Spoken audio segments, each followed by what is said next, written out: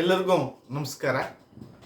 ನಾನು ನಿಮ್ಮ ಪ್ರೀತಿಯ KS ಮಹೇಶ್, ಮುಖ್ಯಸ್ಥರು ಮತ್ತು ಸಹಾಯಕ ಪ್ರಾಧ್ಯಾಪಕರು, JSS ಮಹಿಳಾ ಕಾಲೇಜು, ಕೊಳ್ಳೇಗಾಲ.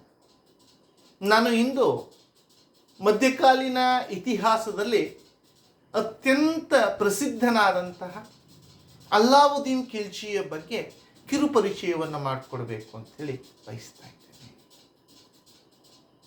ವಿಶ್ವಾಸಘಾತಕತನದಿಂದ ಆರಂಭವಾದ ಅಲ್ಲಾವುದ್ದೀನ್ನ ವ್ಯಕ್ತಿತ್ವ ಔದಾರ್ಯವನ್ನು ಸ್ಪಂದಿಸುತ್ತಾ ಭಯಾನಕವಾಗಿ ಕೊನೆಗೊಂಡು ಎಂಬುದಾಗಿ ಇತಿಹಾಸಕಾರರು ಅಲ್ಲಾನನ್ನು ಬಣ್ಣಿಸ್ತಾರೆ. ಅಲ್ಲಾವುದ್ದೀನ್ ಖಿಲ್ಜಿ ತನ್ನ ಚಿಕ್ಕಪ್ಪ, ಸಾಕು ತಂದೆ, ಆಶ್ರಯದಾತ, ಅನ್ನದಾತ, ಹೆಣ್ಣು ಕೊಟ್ಟ ಮಾವನಾದಂತಹ ಜಲಾಲುದ್ದೀನ್ ಖಿಲ್ಜಿಯನ್ನು ಮೋಸದಿಂದ ಕೊಲೆ ಮಾಡ್ತಾನೆ. ಆದ್ದರಿಂದ ಅಲ್ಲಾವುದ್ದೀನನ್ನ ವಿಶ್ವಾಸಘಾತಕತನದಿಂದ ಆರಂಭವಾದ ಅಲ್ಲಾವುದ್ದೀನ್ನ ವ್ಯಕ್ತಿತ್ವ ಎಂಬುದಾಗಿ ಹೇಳ್ತೇವೆ. ಎರಡನೇ ಅಂಶ ಔದಾರ್ಯವನ್ನು ಸ್ಪಂದಿಸಿದ್ದು ಎಂಬುದಾಗಿ. ಅಲ್ಲಾನ ಸೈನಿಕ ಸಾಧನೆಯನ್ನು ಗಮನಿಸಿದ್ರೆ 2000 ಮೈಲಿಗಳ ಉದ್ದವನ್ನು, 2000 ಮೈಲಿಗಳ ಅಗಲವಾದ ವಿಶಾಲವಾದ ಭರತಖಂಡವನ್ನು ಗೆದ್ದಿರ್ತಾನೆ.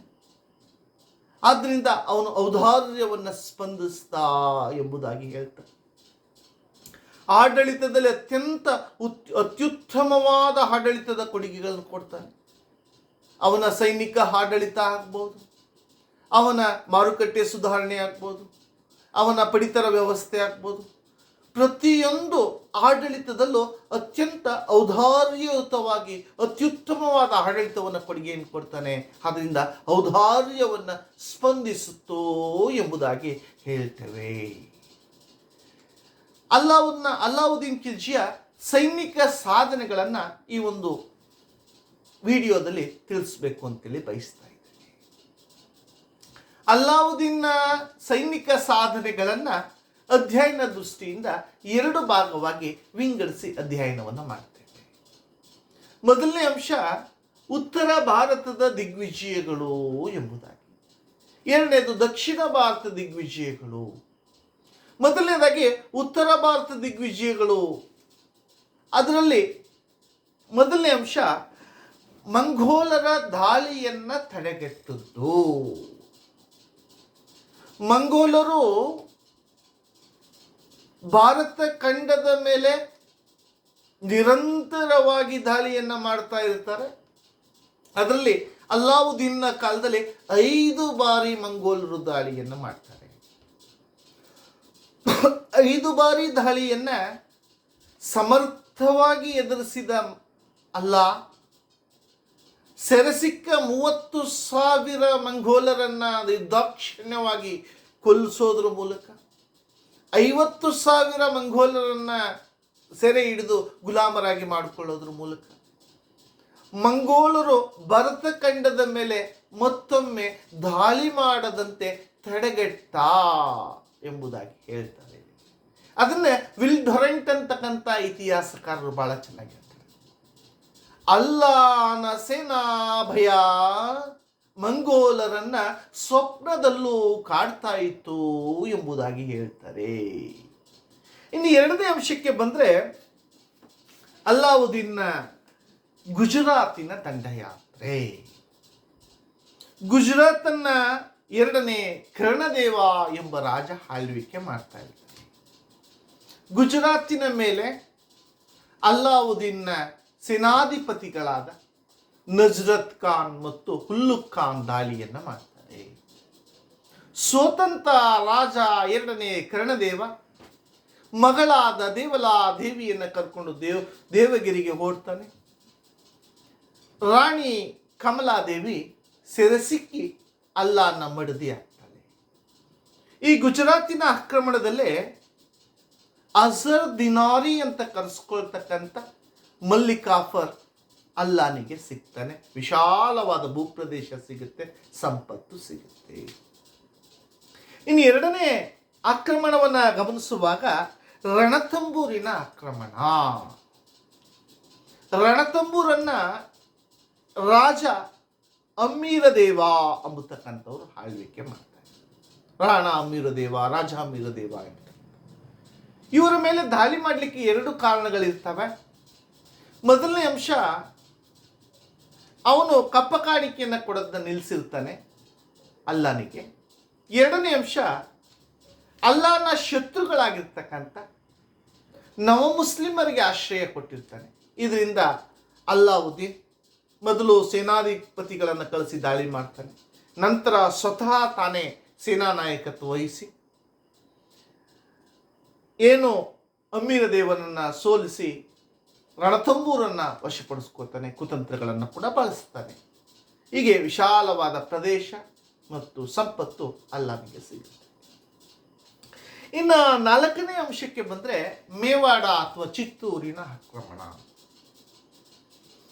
ಮೇವಾಡವನ್ನ ರಾಣಾ ರತನ್ ಸಿಂಗ್ ಅಂತಕ್ಕಂಥವ್ರು ಆಳ್ವಿಕೆ ಮಾಡ್ತಾ ಇರ್ತಾರೆ. ಅವನ ರಾಣಿ ಪದ್ಮಾವತಿ ಅತಿಲೋಕ ಸುಂದರಿಯಾಗಿರ್ತಾಳೆ. ಆ ಪದ್ಮಾವತಿಯನ್ನು ಪಡಿಲೇಬೇಕು ಅಂಥೇಳಿ ಅಲ್ಲ ಸೈನಿಕ ದಾಳಿಯನ್ನು ಕೈಗೊಳ್ತಾನೆ. ಆ ಸಂದರ್ಭದಲ್ಲಿ ಸುಮಾರು 30,000 ಮೇವಾಡದ ಸೈನಿಕರು ಹತರಾಗ್ತಾರೆ. ವಿಜಯ ಅಲ್ಲಾನಿಗೆ ಆಗುತ್ತೆ. ಆದರೆ ಆ ಅಲ್ಲ ಚಿತ್ತೂರಿನ ಬಾಗಿಲಿಗೆ ಬಂದಾಗ ಸೈನಿಕರು ಯುದ್ಧದಲ್ಲಿ ಮಡಿದಿರ್ತಾರೆ. ರಾಣಿ ಪದ್ಮಾವತಿ ಸೇರಿದಂತೆ ಎಲ್ಲ ಸ್ತ್ರೀಯರು ಬೆಂಕಿಗಾರಿ ಪ್ರಾಣವನ್ನು ಬಿಟ್ಟಿರ್ತಾರೆ. ಹೀಗೆ ಅಲ್ಲ ಸೈನಿಕ ದಾಳಿ ಮಾಡಿದ್ರೂ ಕೂಡ ಅಲ್ಲಿ ಅವನಿಗೆ ರಾಜ್ಯ ಸಿಕ್ತು, ರಾಣಿ ಸಿಗಲಿಲ್ಲ.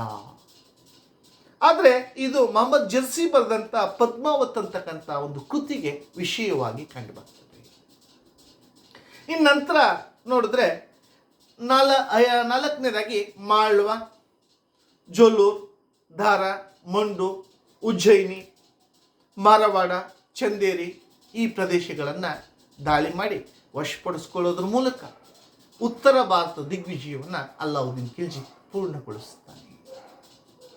ನಂತರ ಎರಡನೇ ಭಾಗದಲ್ಲಿ ನೋಡುವಾಗ ದಕ್ಷಿಣ ಭಾರತದ ದಿಗ್ವಿಜಯಗಳು.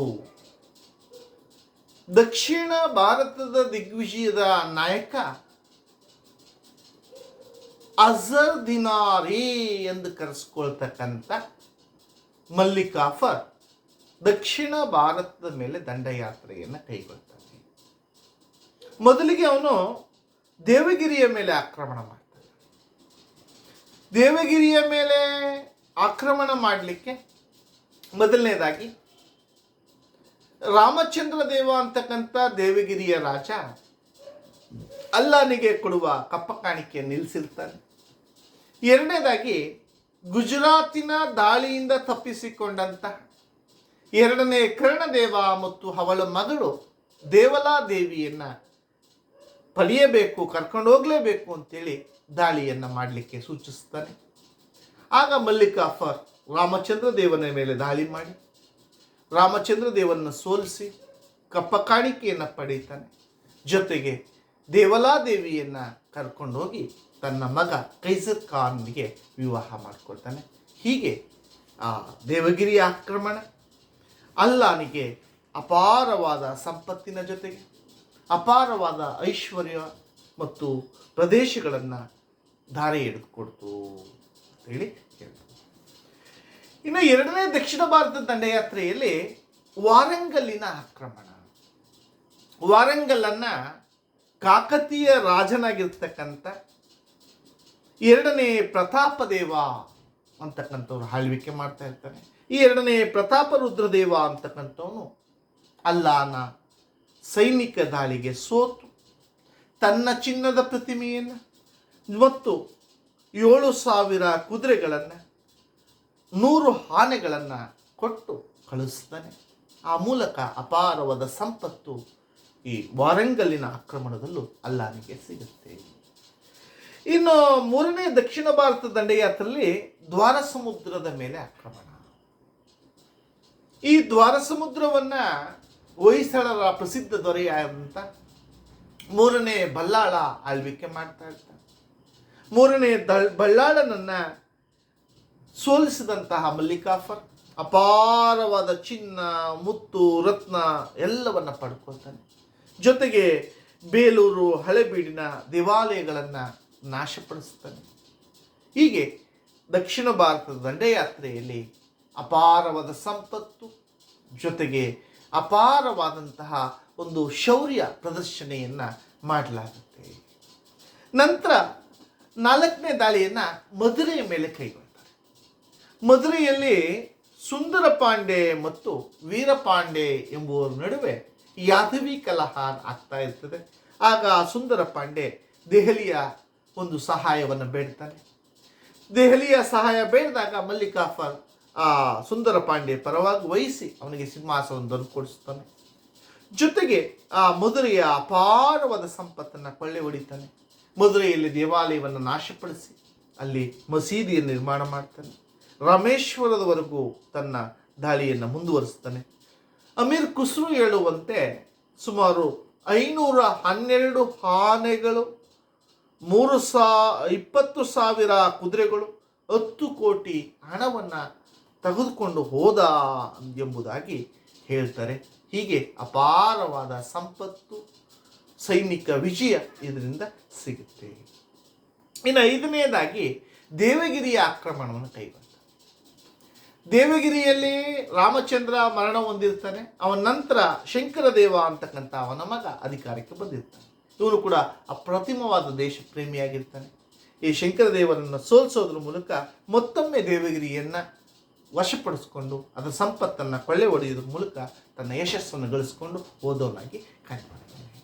ಹೀಗೆ ಅಲ್ಲಾವುದ್ದೀನ್ ಖಿಲ್ಜಿಯ ಸೈನಿಕ ಸಾಧನೆಗಳು ಉತ್ತರ ಭಾರತ, ದಕ್ಷಿಣ ಭಾರತಗಳಲ್ಲಿ ಅಪಾರವಾಗಿ ಸಂಪತ್ತನ್ನು, ಐಶ್ವರ್ಯವನ್ನು, ಅವನ ಒಂದು ಅಭಿವೃದ್ಧಿಯನ್ನು, ಅವನ ಸಾಮ್ರಾಜ್ಯವನ್ನು ವಿಸ್ತರಿಸಲಿಕ್ಕೆ ಸಹಾಯ ಆಯಿತು ಅಂತೇಳಿ ಹೇಳ್ಬೋದು. ಹೀಗೆ ಅಲ್ಲಾವುದ್ದೀನ್ ಖಿಲ್ಜಿ ಇಡೀ ಭರತಖಂಡವನ್ನಾಳಿದ ದಕ್ಷಿಣ ಭಾರತದ, ಉತ್ತರ ಭಾರತದ ಪ್ರದೇಶಗಳನ್ನು ಗೆದ್ದವನಾಗಿ ಕಂಡು ಬರ್ತಾನೆ. ಇವನ ಸಾಮ್ರಾಜ್ಯ ಅಶೋಕನ ಸಾಮ್ರಾಜ್ಯಕ್ಕಿಂತ, ಅಕ್ಬರನ ಸಾಮ್ರಾಜ್ಯಕ್ಕಿಂತ, ಔರಂಗಜೇಬನ ಸಾಮ್ರಾಜ್ಯಕ್ಕಿಂತ ವಿಶಾಲವಾದ ಸಾಮ್ರಾಜ್ಯವನ್ನು ಕಟ್ಟಿದವನಾಗಿ ಕಂಡು ಬರ್ತಾನೆ.